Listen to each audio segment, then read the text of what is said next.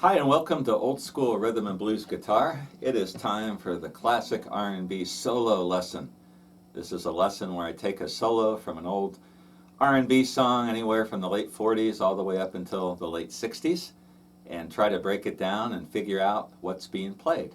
I don't claim to know everything. I wasn't there. I'm too young for that. But I can listen to it and give you my best idea. The solo I chose this time around is from a Johnny Ace song. It's called Yes, Baby.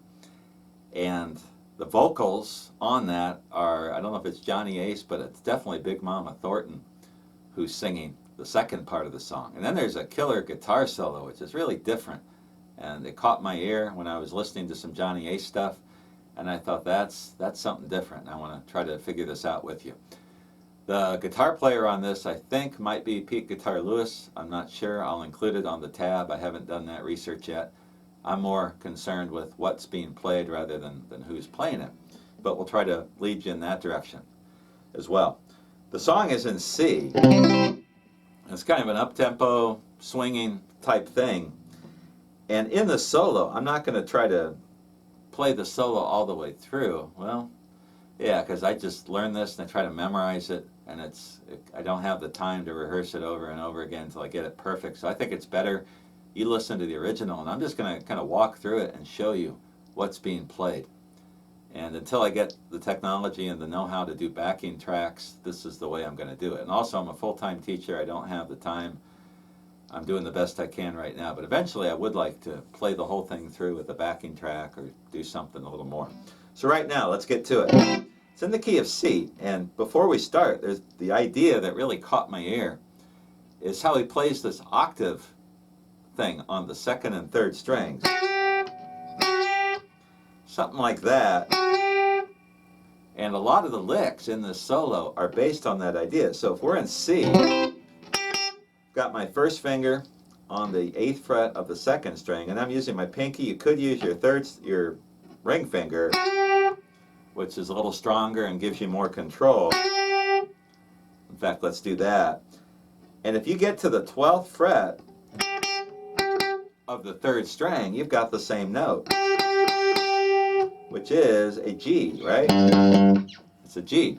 So G there, you hear the same note. That's called an octave. And what he does to kick off the solo, he does something like this, where he's going to slide from the 11th fret to the 12th fret on the third string. And then he gets a muted open third, which is a G. So it's another G. So we got this G, this one, that one. I'd never heard anyone do something like this before until I heard this song. So he does this. And then he slides in from the 11th to the 12th, slides up. And then, after the open, he's going to slide back from the 12th to the 11th. And then mute that open string again. So it starts out with this lick. And then right away, with a real cool single string run. So this run is going to be from the 8th fret of the second string, 8th fret of the first string, 11, 10, 8 on the second string. So that's the first part of the solo. It does something like this. Listen to the original recording for the timing and all that, but that's the first part. And then he's going to do another variation. Something like that, where he's going to slide 12, 11, slide down. And I can't hear if he mutes that open string again. But the second time, he doesn't slide. He just goes to the 12th fret of the third string. Something like that. And maybe after that, he doesn't hit the open one again. Check the tab. Can't remember. I'm doing this off of memory. I'm not good at it. It takes me a long time to read tab. I have to really stare at it. I can't just look at it and play it like some guys can. So anyway, we got this. And then he's going to do this lick. Again, really cool. So we've got like this cycle where we're going to slide up from the 11th to the 12th with that 8th fret of the 2nd string in there. And then we got this lick where I've got the 1st and 2nd strings anchored with my 1st finger. And then I'm just coming around with this 1st position blues box in C. 11th fret of the 2nd string, 8th fret. So we got this whole lick. And then he just kind of wraps it up with one of those, sliding from the 12th to the 11th with that 2nd string in there too. And you listen to the original, and I can't tell whether he's doing this for effect or he's just missing some notes in there. But it's cool. Missed notes aren't always bad. Sometimes they add humanity to the playing. You know, it's very frustrating when you hear someone who's just perfect. But when you hear someone make a mistake and it still sounds cool, that gives you hope. Hey, I can do this. I make lots of mistakes. Okay, from here he's going to do another really cool lick. A lot of these ideas you can just take by themselves and work into your playing. So we'll talk about that more at the end of the lesson. So now he's going to do a more traditional run.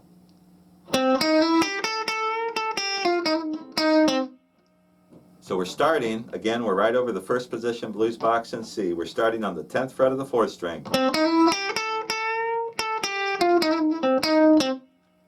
Play something like that, this bend on the 10th fret of the 2nd string.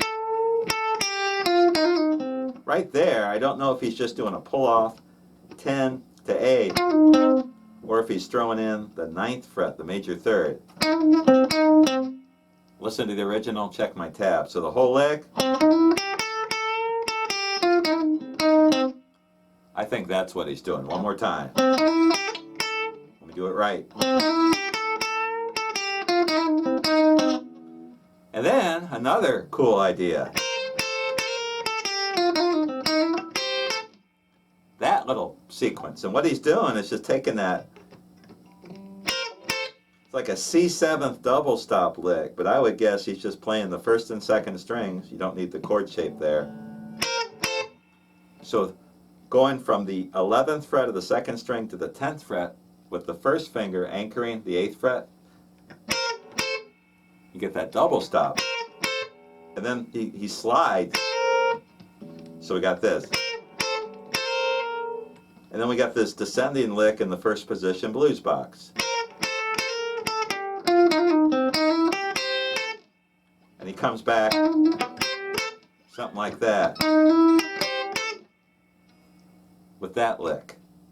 This solo is neatly divided into separate phrases, so you can, it's kind of easy to break down and pick these apart one at a time. So let's do that again.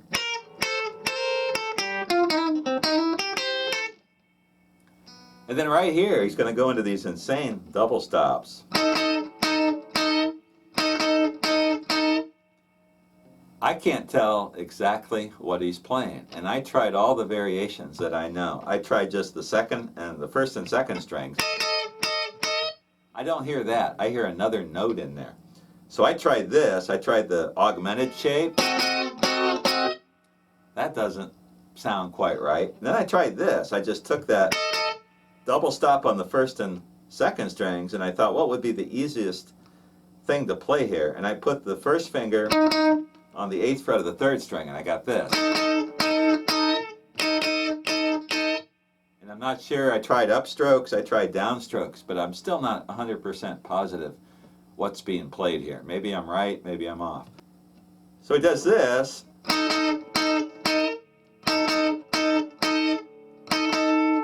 And then right here,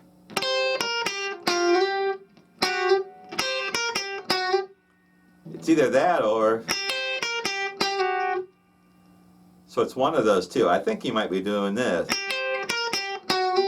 Sliding from the 11th to the 12th fret. And he just stops. So that whole sequence, let's do the whole thing again, because I probably lost you there. So we got this.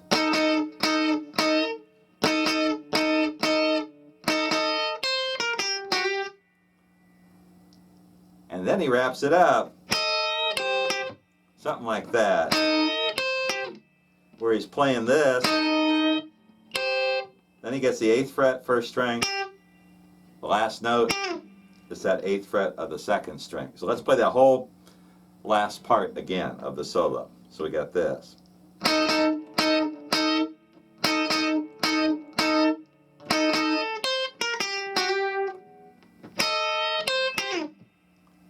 And that part here, does he just play the 2nd and 1st string?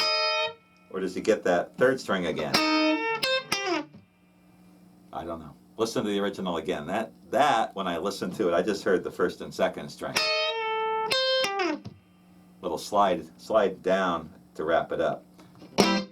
I'm going to try to walk that solo through all the way.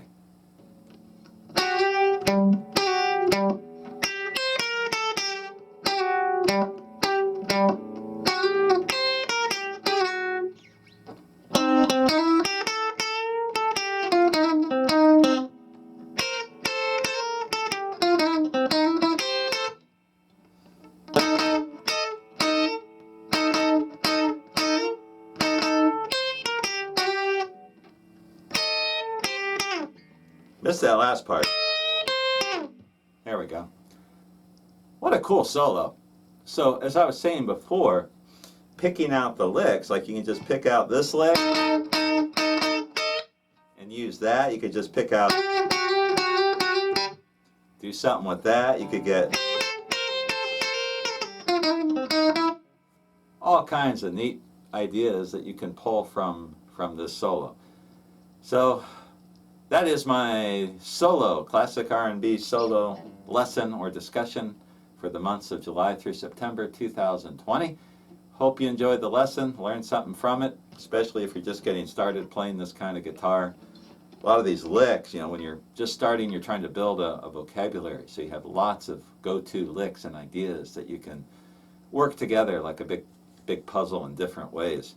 And that's what I think the most valuable part of listening to these old songs is you hear lots of different ideas for how to play the guitar and what can be done on the guitar. So anyway, I'll be back again before the new year. I'll have another classic R&B solo that we'll go through together. See you then.